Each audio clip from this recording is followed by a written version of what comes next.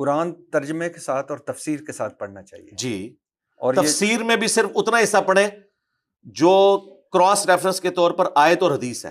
اگر اپنی ذاتی رائے کوئی ایسی لکھی ہے جو اس سے متصادم ہے. ایاک نعبد و ایاک نستعین کی تفسیر میں انہوں نے لکھا ہے کہ آپ بزرگوں کو بھی مدد کے لیے پکار سکتے ہیں. تو اس قسم کی تفسیر تو قرآن و سنت کی تفسیر نہیں ہے نا، یہ تو تحریف ہے. اس لیے میں اس کے لیے جملہ بولتا ہوں کہ آپ نے مولانا شریف کو قرآن شریف سے نکال کے ڈائریکٹ قرآن شریف کو پڑھنا ہے جو ترجمہ ہے اس کا، اور تفسیر صرف اتنی پڑھنی ہے جو کراس ریفرنس قرآن و حدیث کا. اگر اس کی اپنی تھاٹس ہیں وہ آپ نے نہیں لینی. قرآن میں بھی تحریف ہو چکی ہے اس حوالے سے کہ اس کی تفسیر میں تحریف کر دی گئی ہے. صرف عربی ٹیکسٹ جو ہے وہ محفوظ ہے. انا نحن نزلنا الذکر و انا لہ لحافظون. اور یہ جو آن لائن قرآن میں 10 لے کے جاؤں گا، اس کا ثواب میرے والد کو ملے گا؟ نہیں، کوئی نہیں ملے گا.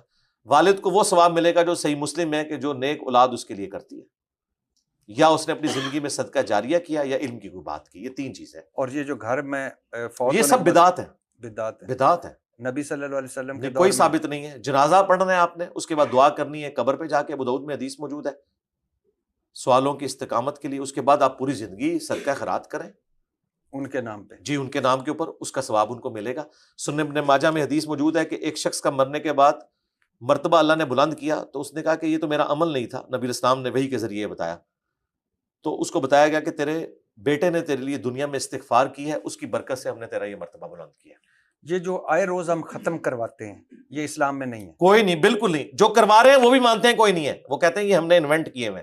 اور یہ جو آئے دن کی محفلیں لگتی ہیں، کون سی محفلیں؟ محفلیں جس میں آپ نے بیٹھ کے وہ چلے مراقبے میں چلے جاتے ہیں. محفل تو اگر یہ ہے نا کہ درس قرآن ہو رہا ہے، درس حدیث ہو رہا ہے، وہ تو ٹھیک ہے. باقی یہ جو ارتگرل ڈرامے کے اندر آپ کو ناچ گانا دکھاتے ہیں مسجد میں، ایسے سب بدعت ہیں. اس کا کوئی دین سے کیا صحابہ کرام ایسے ہاتھوں میں ہاتھ ڈال کے ناچتے تھے مسجد کے اندر؟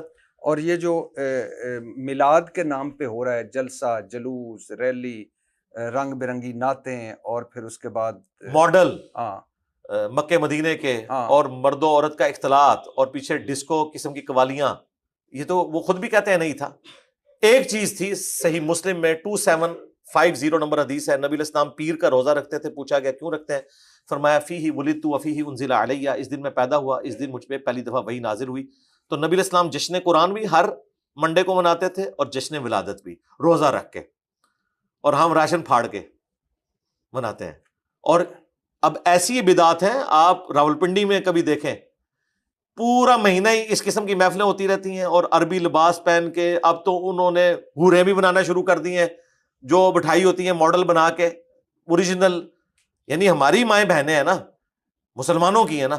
تو اس قسم کی وہ ساری چیزیں کرتے ہیں. یہ سب کے سب خرافات ہیں.